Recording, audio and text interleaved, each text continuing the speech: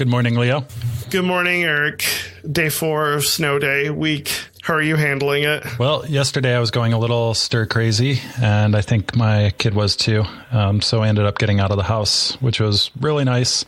It is pretty cold. I was just sharing this with you. It's negative 15 degrees in the middle of the state of Michigan, and that's without wind chill. So I think we're going to be spending a lot of time inside today too. I read that Saturday it's going to be 40, which is going to be kind of disgusting. Well, I'm looking forward to the fact that it's not crazy cold. It's going to be like that kind of messy winter that I hate as well. So, yeah, that 50 or 60 degree swing. And then on the upside, it's still really cold. Yeah, exactly. But we'll see how that goes. I think it's a big difference between being a parent and having a snow day and having to arrange things for the kids to do all day, and then being a kid and just being able to do whatever you want all day is a big difference. Oh, yeah. My daughter's been loving the days off. She's a kindergartner, right? Yes, she is. Yeah, so it's all new to her. Today I have 2 of my kids are home, and then the 3 other ones are at my aunt's. So hopefully if you hear Mario Kart in the background, you'll know what that's coming from. Oh, okay. I think my daughter right now is watching Carmen Sandiego. Is this a reboot? On Netflix? Yes. How is it? I watched the first 2 episodes with her, and it's pretty good. I like how they've changed up Carmen Sandiego's backstory a little bit. Okay. Make her a sympathetic villain. Yes. Nice. Do they find her? They keep finding her, and from what I've seen, she keeps getting away. But they keep begging the question, where in the world is Carmen Sandiego? For me, that takes me back to the Nintendo games. I think they had 2 of them. Where in the world is Carmen Sandiego, and where in time is Carmen Sandiego? Yeah, I had that for my computer too. And each of the games came with those thick handbooks where you could look up clues and you could actually learn a little bit about geography and history. And this was before Wikipedia. Yeah. Yeah, those were good games. Mm-hmm. Especially for a snow day. I'll try and reel it back in.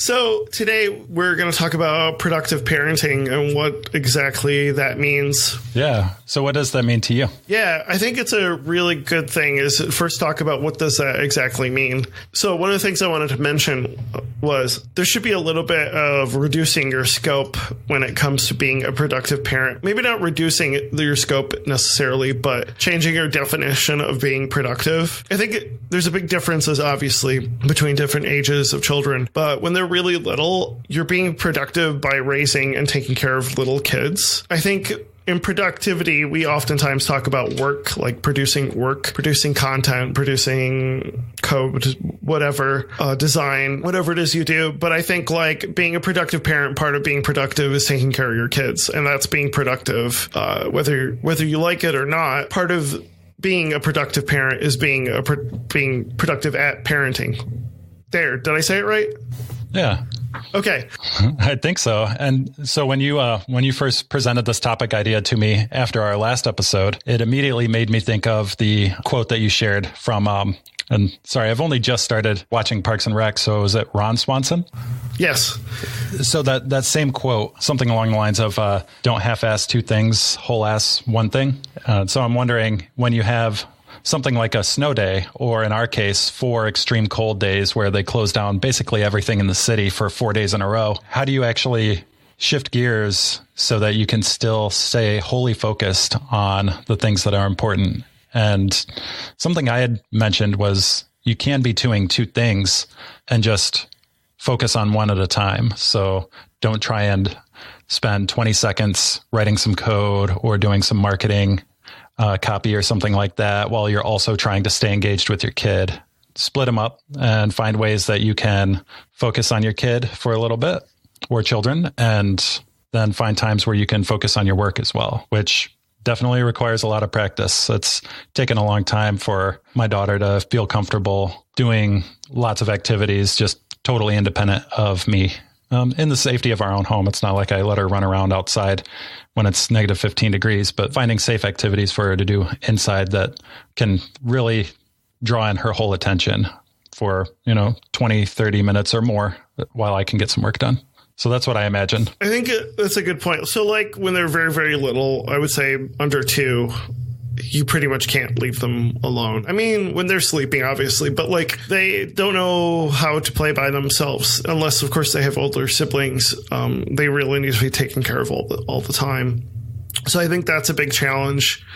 But as they get older, I think one thing is being able to teach that ability to play on their own is a big deal. And I think that helps a lot, is giving them that ability to be able to play on their own. Yeah, I think that translates pretty well into formative and adult years as well, because you want someone who is going to be able to direct their energy in some way.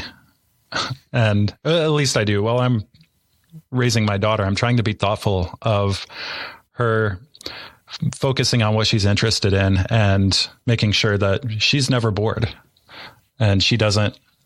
I mean, it's really helpful when she has other friends and her parents to be able to play with her. But at the same time, if she wants to do some art, and even if it's going to be really, really messy, I want her to know that it's okay to make a mess and that,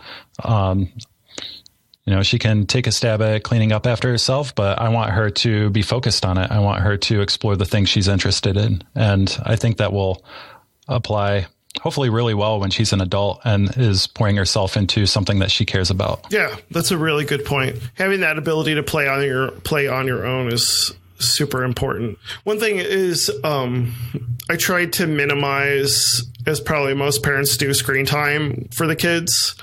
And I almost say there's like a pyramid or a tier of like screen time. It's like at the very top is doing stuff with other people, interactive, like basically playing video games with other people. And then at the very bottom is just like watching just whatever stupid TV show is on. And then somewhere in the middle is playing on your own or watching something educational. I try to minimize screen time as much as possible, but I think it's important to teach them to play on their own with things that aren't necessarily screen time related. I think that's a big advantage if you can teach a kid to do that. It's super difficult by all means, but it's definitely something to look out for. Yeah, it's something I try and do when I do let her have screen time is make her feel like she's earned it by having her do some other activity. It's almost like the parenting / kids version of a Pomodoro. Yeah. Or maybe Pomodoros are the adult, like working class freelancer version of being able to earn some screen time. This morning I had asked her to get through all of her morning chores. So do her entire routine and then she could earn some screen time. Actually, the way I presented it was she could do some activity that she wants. And of course it's screen time because kids can't get enough of the screen, but she did it. I mean, she worked her butt off. She made her own breakfast. She ate it quietly, cleaned up after herself. She brushed her teeth, got dressed, did all the things that let her earn some screen time, which she's enjoying right now. So another thing, just to point out, going back, is don't try to overstrain yourself. If you have some real difficult challenges taking care of a kid, that just means it is what it is, and don't try not to take it out on your kid, of course. When you have kids, your priorities tend to change and your kid becomes number one over other things. And just the other option is to look at outsourcing some of the other things that you need to do in your life that aren't necessarily kid or work related, like house related tasks or cleaning. Either find friends, family, or pay someone to do it. Like that's always an option, but just don't try to exhaust yourself and burn out. I think that's kind of the worst possible outcome that you could do. And nobody's going to be happy about that. One thing to keep in mind is that your priorities change when you have a kid as well. And so let's say this, I haven't thought it through. However, when I've worked on larger development teams, we've had emergency work come in. So we plan 2 weeks at a time and we'll be working on stuff in very well-defined priority order. However, sometimes a production emergency or some fire happens and we have to stop everything that we're doing and focus on that. I think that treating a snow day or days where your kid is sick or something comes up is very similar, will help you realize that you just have to manage your priorities a little bit differently. If you think of it that way, then it helps you reassess, like you were saying, some of the other things that might be able to put on the wayside. Maybe if your kid was at school today, you were planning on like queuing up 2 weeks worth of social media copy or something like that. Or maybe you were planning on using some of your downtime to clean the bathroom. Well, now that you have a kid at home and you have to reassess your priorities, maybe those things can be put off a day.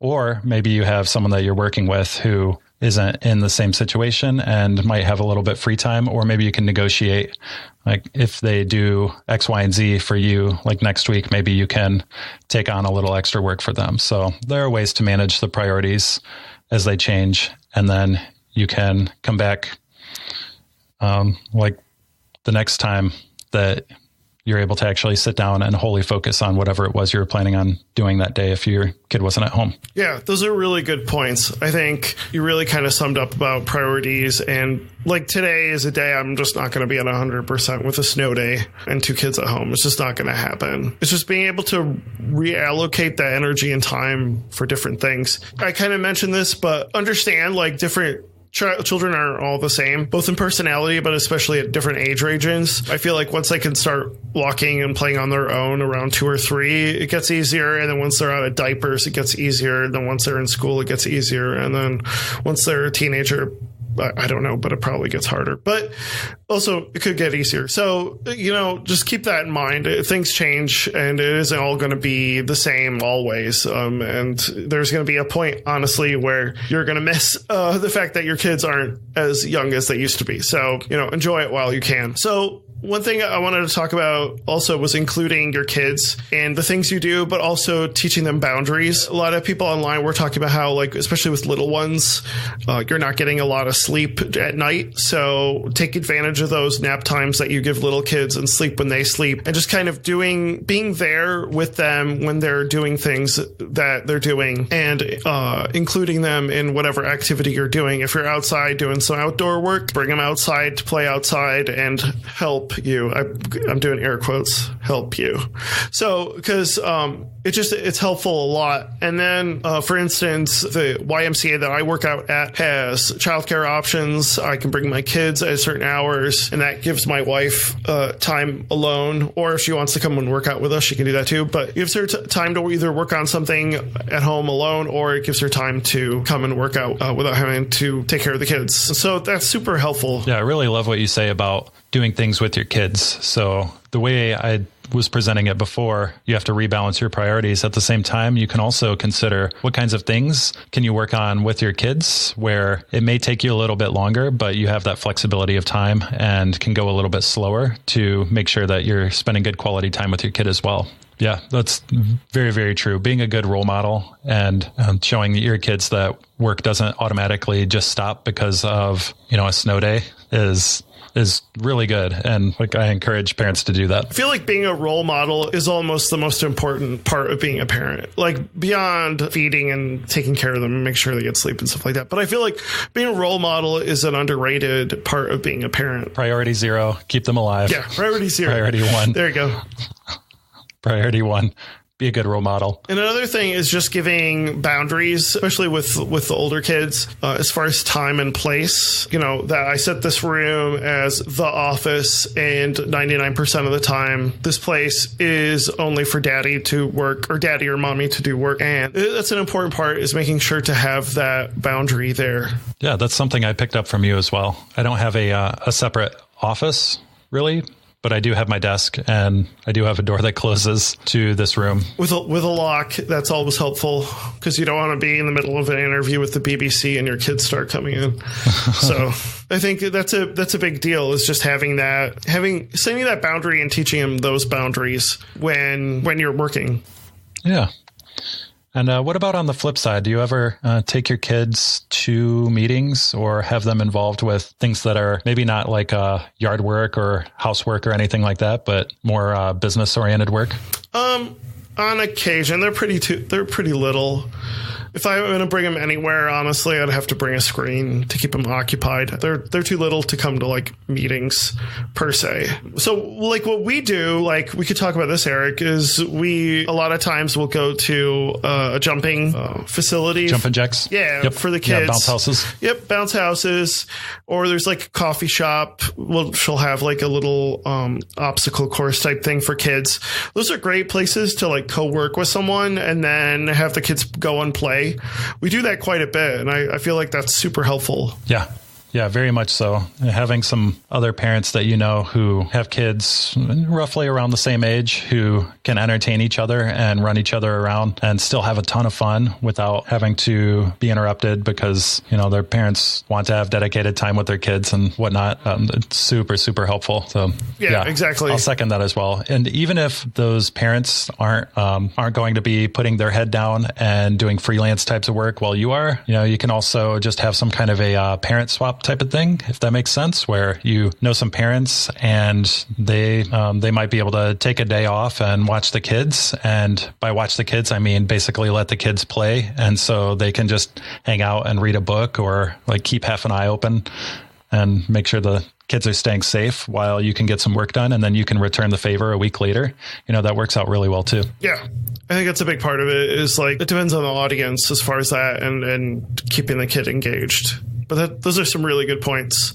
When you do have most of your kids around, are there other activities that work really, really well at keeping them engaged? Legos, activity books. The girls are old enough now that they can read, so they like reading, listening to podcasts. It's really the two babies. So I have a 2-year-old and a 3-year-old, and keeping them occupied is probably the biggest challenge. Despite the fact that they're passionate about Star Wars, you kind of... I don't know. You can probably keep them busy, and maybe even the older kids can keep them busy, but that's the biggest challenge because things can go awry pretty quick with really little ones. Somebody's going to cry about something. It happens. But like the older 3, and especially the older 2, are really easy to keep occupied. Just trying to minimize fighting and conflict. That's what makes it really a challenge. Are there any podcasts that you recommend for kids, and would you mind sharing the ages as well? Yeah, sure. So 9 girl, 7 girl, 5 boy, 3 girl, 2 boy. So that's age and gender. You got me into Circle Round, which is a public radio podcast of children's stories, and that was probably one of the best suggestions you've given me, and they love it. They love Circle Round. So it's kind of like a fairy tale. Usually some celebrity is helping do a voice because we got to throw a celebrity for the parents, and then they're about anywhere between 15 minutes 20 minutes to there's some that are like an hour and a half, but they're really just compilation podcast episodes if you're like going on a road trip. Yeah, I will second that, obviously, because I recommended it. Yeah, they're a big fan of that. And then we get a lot of like audio CDs. They like soundtracks to different Disney movies. You can probably guess which ones those are, depending on what year it is. And then, occasionally they like music. They like stories. But how about you? Kira also likes listening to a podcast called Wow in the World, which is another NPR podcast. And it's more science oriented and silly, whereas Circle Round is more calm stories with usually good morals to them. Right. So if you're looking for something calm or relaxing that will require a kid's attention, Circle Round. If you're looking for something zany where they can pick up silly things to do afterwards and maybe learn weird science facts, Wow in the World is one that I would recommend. And then this is kind of new. A friend of ours got my daughter an Echo Dot Kids Edition, which I didn't even know was a thing, but it comes with a ton of built-in skills and it's a lot more durable. It also has a little bit more parental and privacy features enabled right off the bat. I can't even make it play music that isn't age appropriate. And then same goes with podcasts. However, it comes with a lot of skills that are like choose your own adventure types of stories. It comes with lots of different games and then also just tons and tons of jokes and like bedtime stories and sing-alongs and things that will just keep her engaged for hours. Yeah. So those are my tech recommendations to keep a kid engaged. And my daughter is 5, she'll be 6 in a week and a half. And then non-tech wise, she's really, really into art. And so like rock painting kits, or just having her go outside and collect some rocks and clean them and then wait for them to dry and then paint them, or painting on canvases or paper or coloring, like anything like that will just keep her engaged for a really long time. And then also I use that as an opportunity to teach her about cleaning up after ourselves. I think my kids, they like Legos. They love Legos a lot. And the girls are into more craft type things. My 5-year-old's really into video games, but I try to minimize that. It's very special times, like when daddy's recording a podcast. I have an obvious one for me. What's that? It requires other people, usually board games. Yeah, the older two are definitely into board games. Definitely the 9-year-old can play board games. The 7-year-old still has a hard time with it.